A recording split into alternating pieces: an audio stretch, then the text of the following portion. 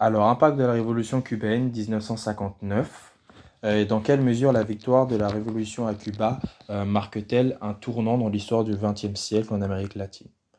La révolution cubaine de 1959 a marqué une rupture dans l'histoire de l'Amérique latine, non seulement en raison de la transformation profonde qu'elle a engendrée à Cuba, mais aussi en raison de son impact idéologique, politique et social dans toute la région. En effet, cet événement s'inscrit dans un contexte de guerre froide, une période de rivalité intense entre les États-Unis et l'Union soviétique, où l'Amérique latine est devenue un terrain de confrontation idéologique. Contexte de guerre froide en Amérique latine. Au milieu du XXe siècle, les États-Unis étaient de plus en plus préoccupés par une possible subversion communiste dans leurs arrière-cours. Dans ce contexte politique, ils ont cherché à consolider leur influence régionale par l'intermédiaire de l'Organisation des États américains. En effet, ça a été créé sur un modèle similaire à celui de l'ONU, avec pour objectif de déclarer et de défendre la démocratie.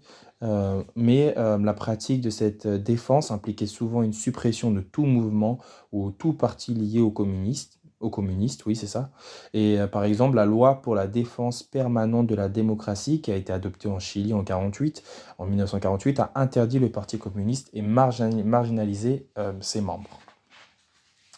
D'un autre côté, certains pays ont tenté de mettre en œuvre des réformes sociales et économiques profondes, bien que non nécessairement communistes, et ont été perçus comme des menaces par les États-Unis. Parmi ces mouvements figure la révolution bolivienne de 1952, menée par le mouvement nationaliste révolutionnaire, et 10 années de printemps au Guatemala, entre 1944 et 1954, sous les gouvernements de Juan José Arevalo et Jacobo Arbenz.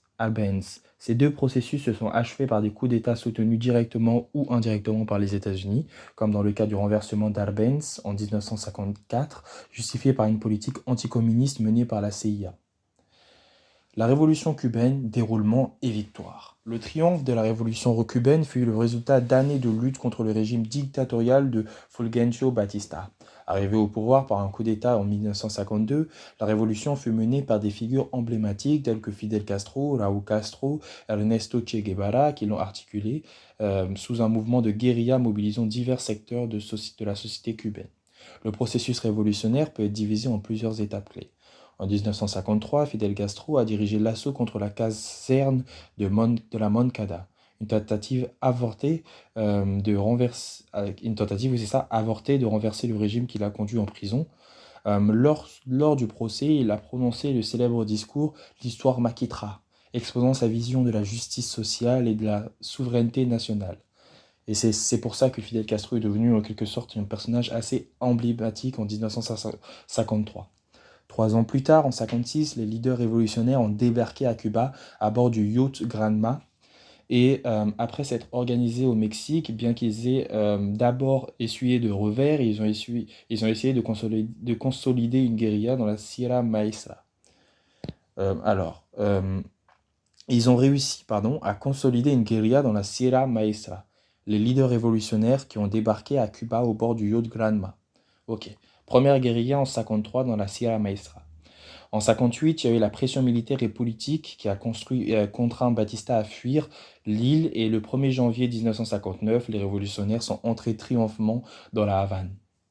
Une fois au pouvoir, le gouvernement révolutionnaire a mis en œuvre une série de réformes radicales telles que la réforme agraire interdisant la propriété foncière étrangère et la nationalisation des entreprises aussi qui a été mise en place, dont beaucoup étaient américaines. Ces mesures ont rapidement conduit à une confrontation avec les États-Unis qui ont imposé un embargo économique à Cuba en 1960. En réponse, Cuba a établi des relations avec l'Union soviétique et proclamé le caractère socialiste de la révolution en 1961. La même année où a échoué l'invasion de la baie des Cochons menée par les exilés cubains soutenus par la CIA. Impact régional de la révolution cubaine.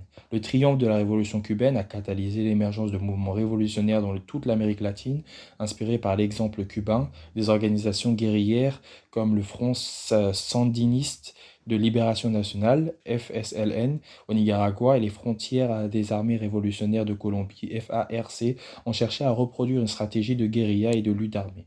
Cette influence a été renforcée par la théorie du fauquisme développée par Che Guevara, qui soutenait que des petits groupes armés pouvaient déclencher une révolution plus large en mobilisant des paysans contre l'oppression. Cependant, le contexte politique de la région, marqué par des régimes autoritaires et l'intervention des États-Unis, a limité le succès de ces mouvements. Dans certains cas, comme au Chili, sous Salvador Allende, les tentatives de transformation sociale ont été réalisées par voie démocratique, mais elles ont également fait face à une répression violente. Réalisation et contradiction du régime cubain.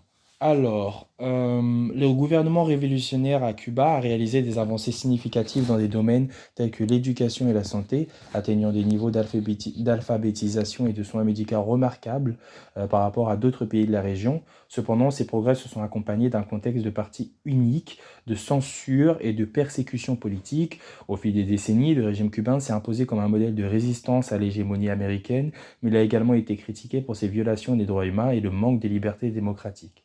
Donc en conclusion, la révolution cubaine a marqué un tournant dans l'histoire du XXe siècle en Amérique latine et en défiant l'ordre établi et en devenant un symbole de résistance et d'émancipation pour beaucoup. Son impact a dépassé les frontières de Cuba, s'inspirant de mouvements révolutionnaires et en redéfinissant les rapports de force dans la région. Cependant, son héritage est complexe et controversé, mêlant de succès sociaux indéniables à un autoritarisme qui a limité les libertés politiques de sa population. Cet événement reste une référence fondamentale pour comprendre les dynamiques politiques et sociales de l'Amérique latine au XXe siècle.